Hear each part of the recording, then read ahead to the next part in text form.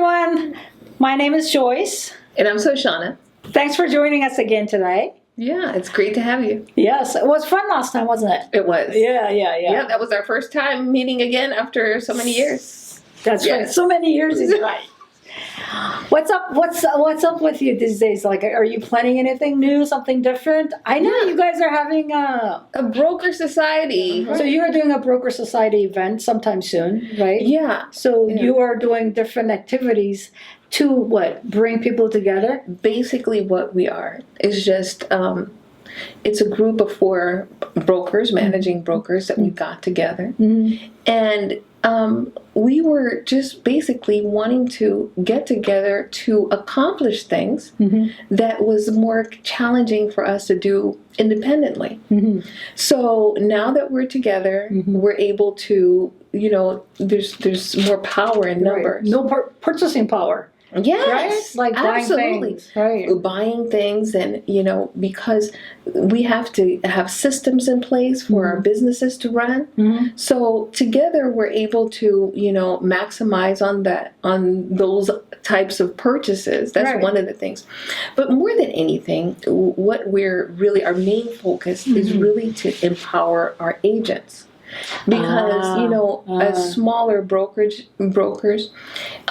sometimes it's challenging. I mean, some of us still have transactions that we're working. Mm-hmm. Plus, we have to do the administrative work. That's right. Plus the all the financial stuff. Mm-hmm. You know about that, right. Yeah. And then we also have to provide training for our agents because our main role is to help our agents not get in trouble. That's right. Okay, important. That's our biggest role. So in order to do that, we have to train them. Right. And training can be very laborsome.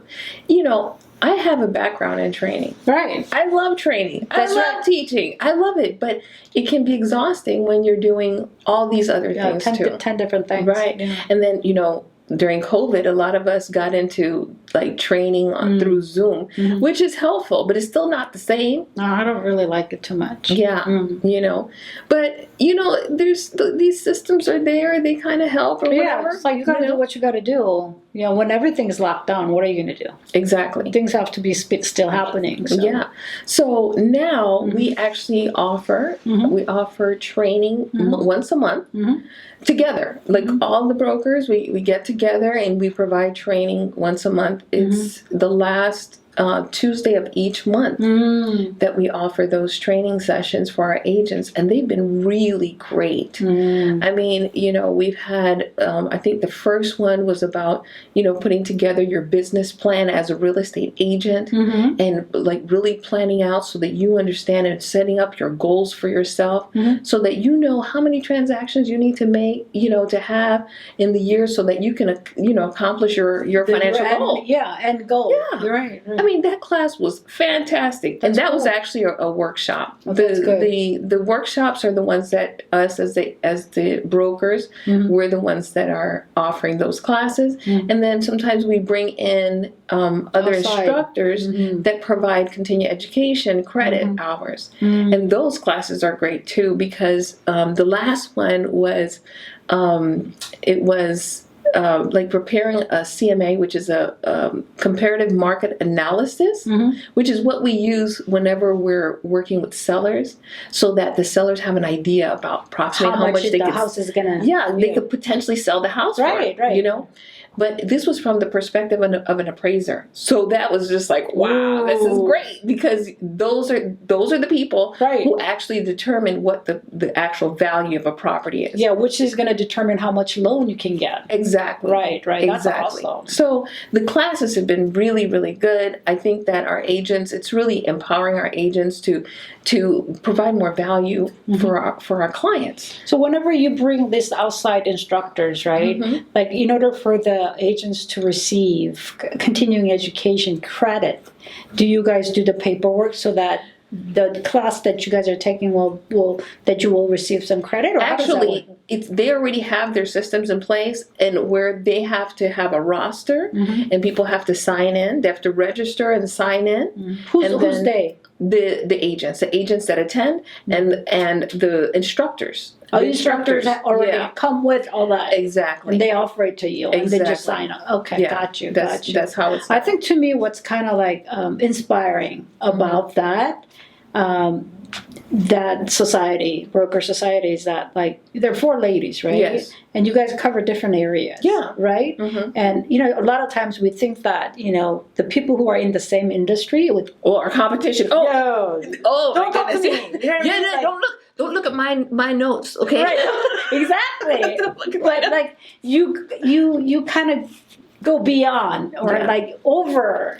Yeah. I think that's really, really, really cool.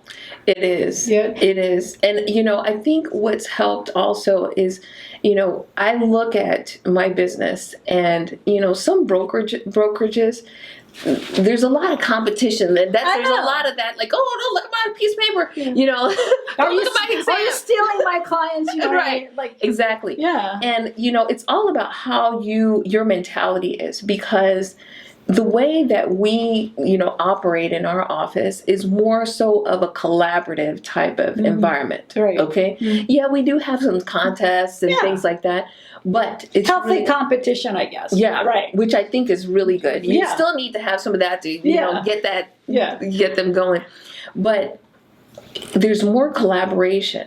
We have agents that live on different sides of town. Right. And then sometimes I may have a client in, I don't know, Douglasville or Dahlonega.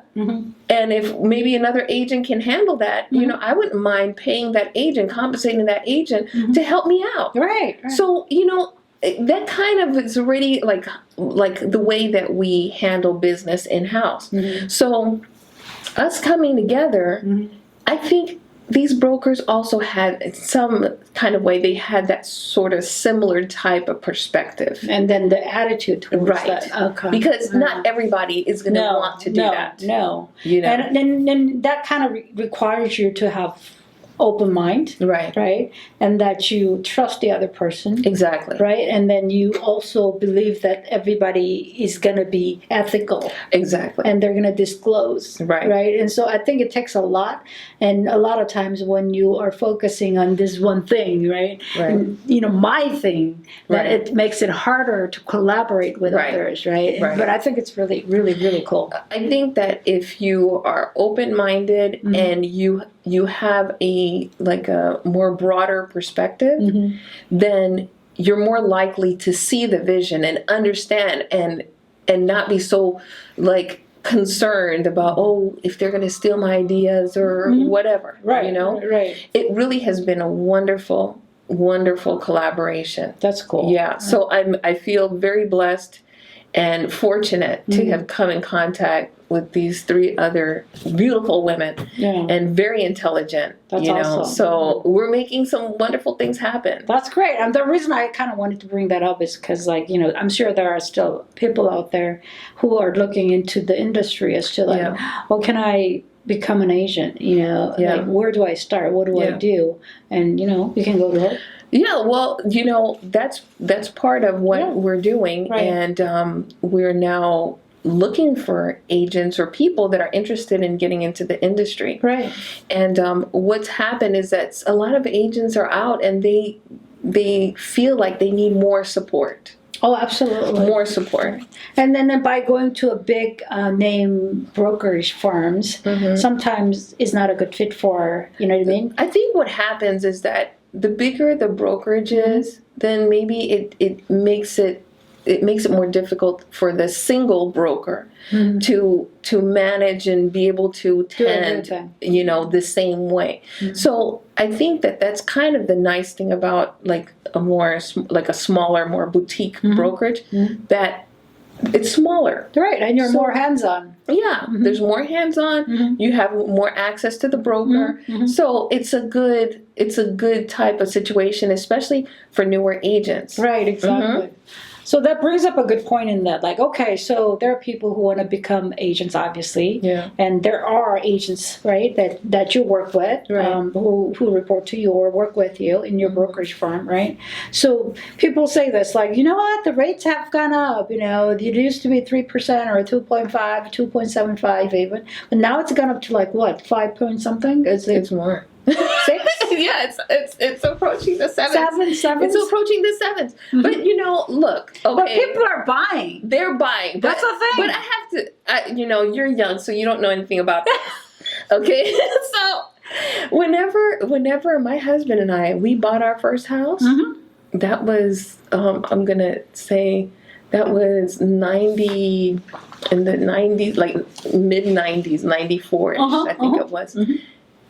Our interest rate was like 9.25. What? And we were Yes, like, it was yes. 9.25. Yeah.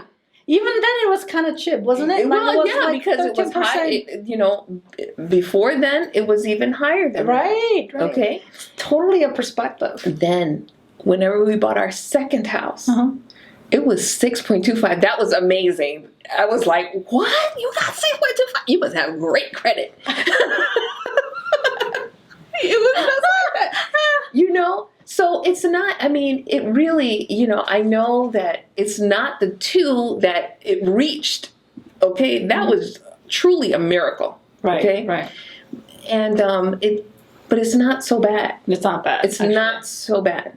Okay? And I think that people need to like kind of chill out a little bit. Chill out a little bit, you know, chill out a little bit and know that right now there's less competition than whenever the interest rates were crazy low. Absolutely true. So now there's more opportunity, you know, to try to negotiate a little bit on, you know, whenever you're wanting to buy, negotiate a little bit. Some of the sellers are willing to collaborate with closing costs. We are still finding that if a home is well presented, that people pay more. That people will pay more, and there's still much, you know, they could reach a point with multiple offers on the, you know, on that same house. But as far as the inventory is concerned, do you have more than last year per se? I think that we still need more homes. Yeah. I think we still need more homes. There's still a lack of inventory, because people could be shopping for a house and struggle to find yeah, okay, but you can't like stop. You can't be like, oh well, you know, nothing's coming up, so I'm gonna give up. You cannot. You have to just continue looking. Just look. That has to be kind of like your second job. Just continue looking, because one's gonna come up. If you stop looking, the one that was supposed to be yours is gonna go to somebody else. Well, another fact though, if you were to purchase a house, right, and we talk about the interest rate being like, let's say 6.5, whatever that may be, right, and if you file your tax return, and especially for those of us who itemize our tax return, right, then we can certainly deduct it, right, from your income. Right. So that can kind of help. So like when you're like looking at your true out-of-pocket expense, it's kind of painful to pay that kind of interest to the bank, right? Yeah. But there's a way that you can kind of use it to reduce your tax. So there's that aspect. Thank you. I'm gonna take some notes.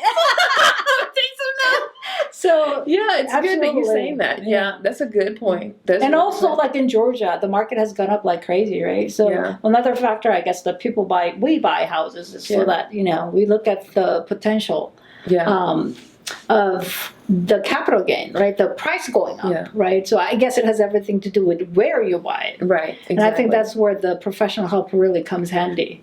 I mean, you know, Joyce, I had clients that bought 2 years ago. 2 years ago. And are still netting $100,000. Crazy. I mean, it's just like, wow. It's crazy. I remember whenever we sold our first townhouse, we netted about, I don't know, it must have been like $35,000. We were like, wow, $35,000. I know. Back then it was a lot of money too. But here's the thing, but like we for the vacation, right? We went to visit San Francisco, right? Oh, okay. And we're traveling, and like I used to live in San Francisco like about 40 years ago or something, close to 40 years. And I said, like, well, you know what? I want to visit how it's changed. Yeah, Nothing has changed. Oh, really? Even the grocery store that was there, Safeway, is still there. Oh my God, you know? And then I'm remembering these names, like street names and whatnot. And we're looking, and then the house that I used to live in, it's over $2 million, right? But if you were to purchase a house like that here, it's probably $200,000. Well, now that the price has gone up, maybe 300. Yeah. But it's like $2 million. And my son goes like, "Well, oh my gosh, Mom, I really like this place. The weather is perfect, though. Yeah. Nice and cool. Perfect. Yeah. But it seems like a really nice ghetto because everything is so old. Oh, okay. Yeah. Okay. Because the house is still the same. Wow. Everything the same. Wow. I mean, like, oh my God, nothing changed. Wow. Nothing changed. So anyway, but the price, here a lot changes. Yeah, but here the price has gone up in Georgia, but relatively speaking, it's still a really reasonably priced. I would say. Yeah, I would say so too. And they're fairly new. All the houses are fairly new. They are. They are. Yeah. Yeah, a lot of people come from other states. Yeah. Is that the case for your people? In other words, like I have a lot of Korean Americans or Asian Americans in general. They're moving from like New Jersey, California, Washington State. So it's the same? Same thing. Okay. Yeah. So are they like retiring too here, or are they moving? At least both? I think both. Both. Okay, because I'll say my cousin, she lived in New Jersey and she moved down here recently. We've had clients come from New York, from Connecticut. Wow. We've had people move from California. So it's just they're finding a lot more house here. Right. Like, yes, it's more expensive because we were accustomed to like really inexpensive houses. It was just like it was really low. Right. It's gone up like crazy. But because I think there's a lot happening in Atlanta too. I mean, there's movie studios. Oh, yeah. Yeah.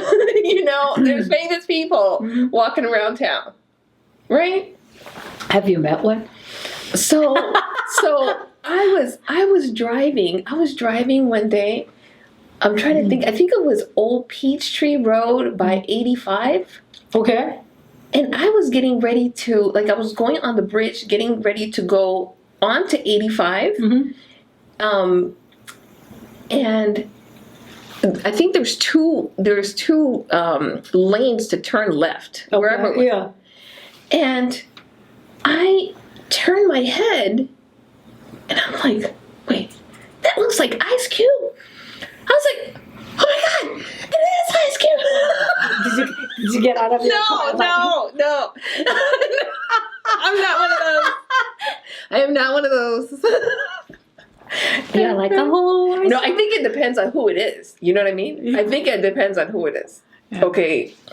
Because if I bumped into, there's certain people that if I bumped into them, I'd be like, oh my God. Oh my God. You guys go to concerts a lot, don't you? Yes, we do. So whenever you go there, you go to them and you go to the backstage. And You do? No, I don't. But I'll tell you one thing. One time we went to a Duran Duran concert. If Duran Duran is in town, we're always, if it's possible, if we're in town, we go. Oh, yeah. Okay.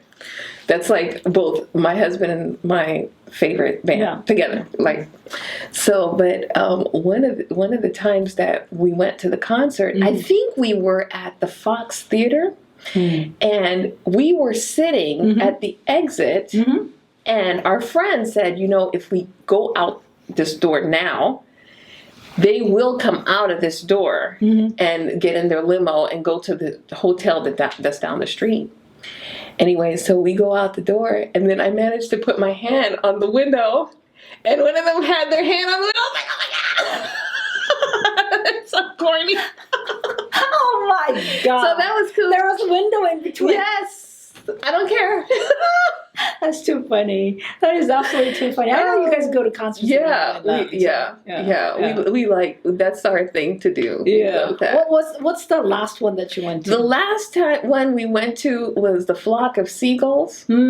So we were invited to go to. One of my agents and her husband invited us to go. She's like, "Oh, you guys should go." And the cover band, there's a Depeche cover band.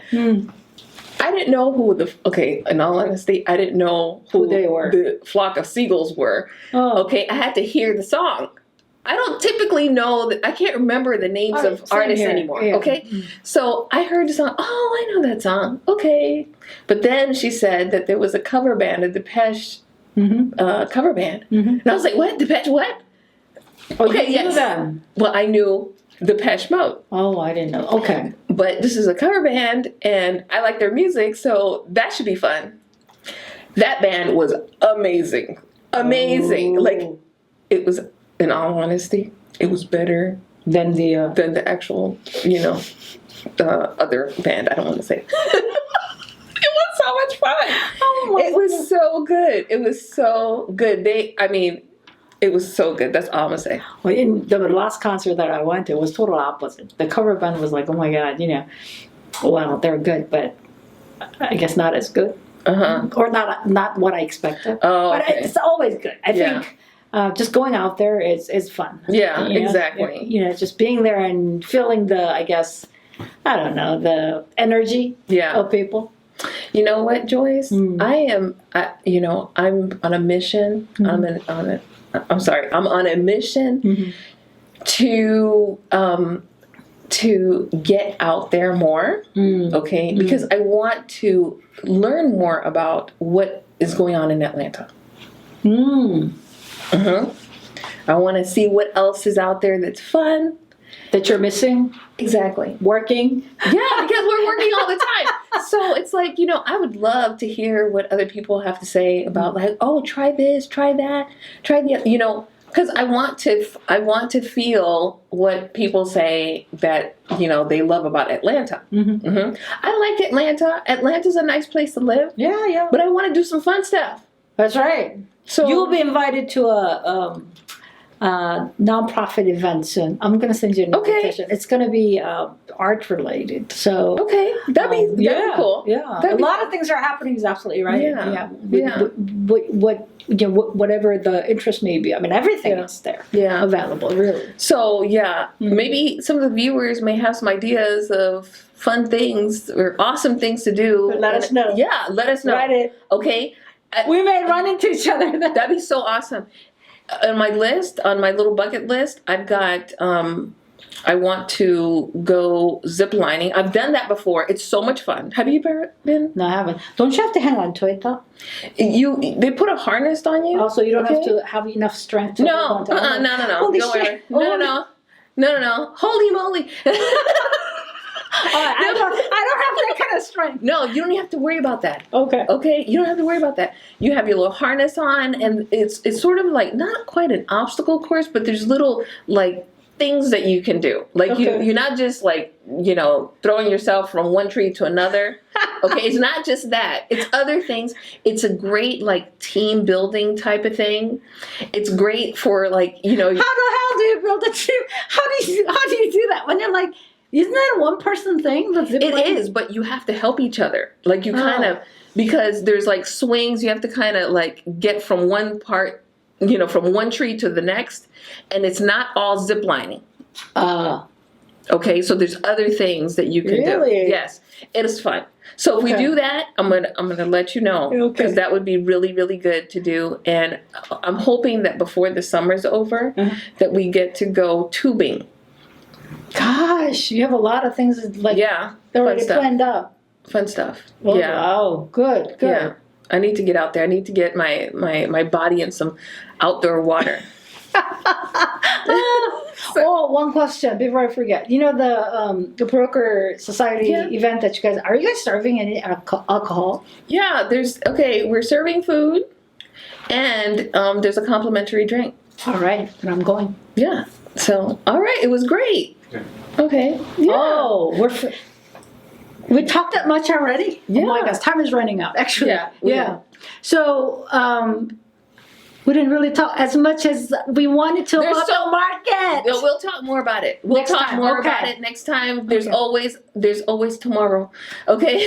So next time, let's talk about the market. Okay, let's do it. Cool. Okay. All right. It was good to be here. All right. Thanks for joining us, guys. Bye. Bye. Thanks for watching this week's video. If you have questions on anything we covered or you'd like to ask us, just leave it in the comments below. We love to hear what you have to say about what we talked about and what you want us to talk about. Please like us on Facebook, follow us on Instagram, and subscribe to our channel. See you next time.